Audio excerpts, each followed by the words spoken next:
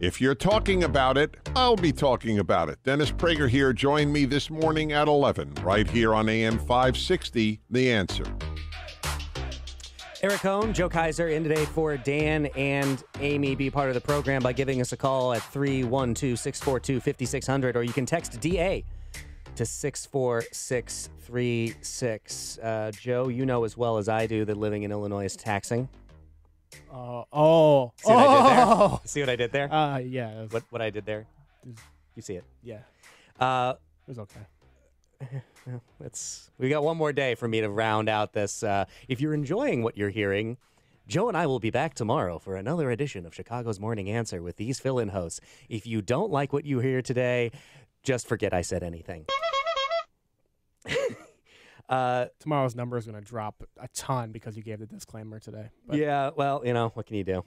But yes, in addition to one of just in general the highest tax burdens that anybody anywhere in the country faces, Illinoisans face a healthy number or unhealthy number, perhaps, of excise taxes, better known as sin taxes. And to shed some light or perhaps sober us up about this reality, we are joined right now by Vincent Caruso, who is a writer at the Illinois Policy Institute. Vincent, thank you for joining us. Vincent? Hey. Hey, there we go. Can you hear me? I can hear you now. Thank you so much for joining us today.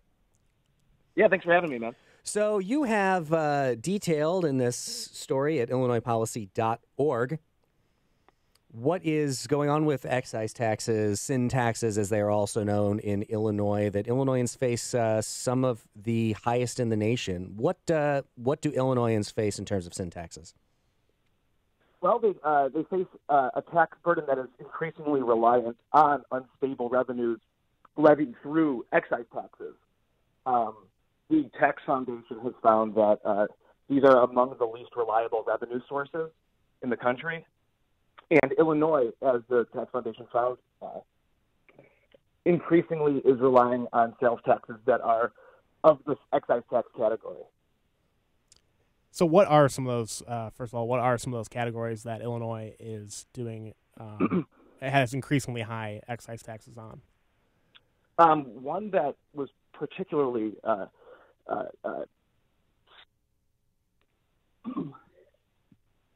sorry, had to change rooms. One that grabbed headlines earlier this year, actually just a couple of weeks ago, is the state's wireless tax. It's now the highest in the nation after being just fourth highest last year. So that's interesting. So what, wireless taxes, we've talked about sales taxes, which of course is something that I'm sure people are readily familiar with after going through the Christmas season. So something like the soda tax would fall into this category as well, correct? Right, yeah. And we saw that consumers are actually, they about had it with excise taxes because that made history according to the Wall Street Journal that they actually had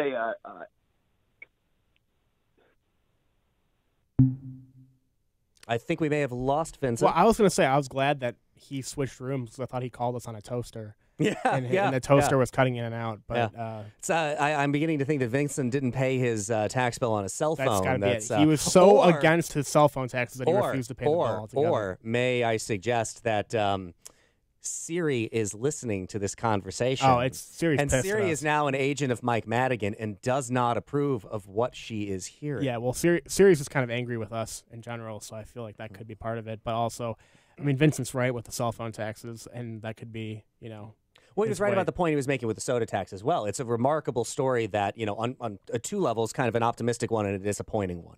The optimistic one is this tax is implemented and boom, boom, boom.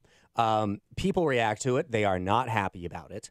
And they are managed to get rid of it in pretty much record time. The disappointing thing is these same people have watched their property taxes grow and grow and grow and grow. And yet there seems to be no, as the regular host of this program, Mr. Prof, would suggest, the kind of revolt that you would need to push back against property taxes like that. Well, it's because soda is a thing, it's a regular thing that people consume, or sugary drinks almost every day. The tax affected so many regular people in a way that they don't think about property taxes or income taxes. They don't when you're going to the store and you see an extra few cents attached to your bill, all of a sudden, then you start to get angry about it. And sin taxes, I think, you see that more often. Soda tax is the big example, but you see people go to Indiana all the time to buy their cigarettes, pick up fireworks while they're there, maybe do some grocery shopping while they're in the area because they see that more. They look at their receipts when they go shopping, and that's why I think you see the revolt with the soda tax, and you see more of a gripe with these kinds of taxes than you do property taxes, even though the property tax bill, the biggest one, is the one you should be revolting over more so. These are just easier to digest and easier to revolt against. And looks like we have Siri has relented. We have Vincent back with us. Vincent. Did you find a new potato to call us on? What was going on there? Yes. Yeah. Is that what it sounds like? That's good. So I want to get your, before we're done here, I want to get your thought on this. You had mentioned that this is unstable revenue. Yes. These sin taxes or excise taxes are unstable revenue. Why is that the case? Why is it not advisable for the government to be relying on this version of taxation? Well, because they're relying on the behavior of consumers, which in any market is fickle. But when you're relying on taxing behaviors that can be particularly perceived as unhealthy or undesirable, take cigarettes. Cigarettes have been basically falling out of favor since the 1960s pretty steadily. And as a result, if you're relying on tax revenue from taxes that are basically tied to use of those products, then you're going to end up quite short of projections, which is exactly what the Illinois, Department of Revenue has found. Last time the cigarette tax at the state level was raised, I believe that was 2012, and the Department of Revenue discovered that they received $120 million less than they had originally budgeted for. You bring them up, and it's always one of my favorite examples of the duplicitousness of people who advocate for these kinds of things. Because on one hand, you have cigarette taxes, people who advocate for them saying, it's like, these are going to be great because we're going to raise the cost of cigarettes, and therefore fewer people are going to smoke, and that's a good thing because smoking is not good for you. And then out of the other side of your mouth, you get and we are also going to get all of this revenue, which, of course, we've already budgeted for, that is also going to fall short of our expectations, which is going to create a deficit in terms of what we plan for and what we actually get. Tony Preckwinkle basically said that soda is bad for you. That's why we're going to tax it, and we're also relying on this revenue. Right. It's unreliable because it's inherently contradictory in its objective. So, Illinoisans who are looking at these incredible excise taxes, is this, primarily a state problem? Is it a local problem? What end of the spectrum more so are we seeing? Where are they coming from? Springfield or your local communities? Well, it's both. Illinois has some of the highest excise taxes in the nation, highest sin taxes in the nation, but also the city of Chicago is also unique in that it is increasingly relying on revenue from excise taxes. I just mentioned before I got disconnected on wireless taxes now outpacing that of any other state in the nation. That's largely due to increases in taxes and fees raised at the local level, predominantly in Chicago. However, there's a relationship between what Chicago's taxing tendencies and the state's. You saw Rahm Emanuel, I'm sure, just a couple of weeks ago, coming out saying the state needed to at least double its gas tax on infrastructure, largely concentrated in Chicago and the Chicago area.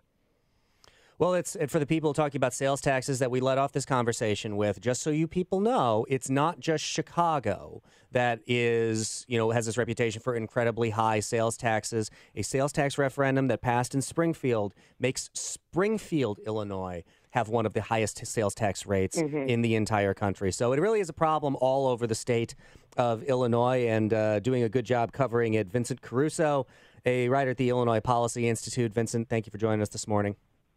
Thanks.